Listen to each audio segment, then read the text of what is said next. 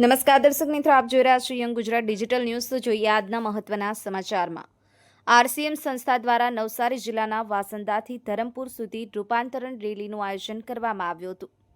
નવસારી જિલ્લામાં મોટી સંખ્યામાં આરસીએમ સંસ્થાનો કાર્યકર્તાઓ હાજર રહી રેલીમાં જોડાયા હતા. સંસ્થા દ્વારા રૂપાંતર યાત્રા રેલી અને સ્વાસ્થ્ય ક્રાંતિ જનજાગૃતિ અભિયાનનું ભવ્ય આયોજન કરવામાં આવ્યું હતું.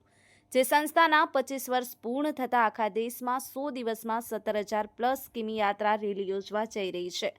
જેના ભાગરૂપે આજે વાસંદા ખાતેથી પ્રસ્થાન કરવામાં આવ્યું હતું.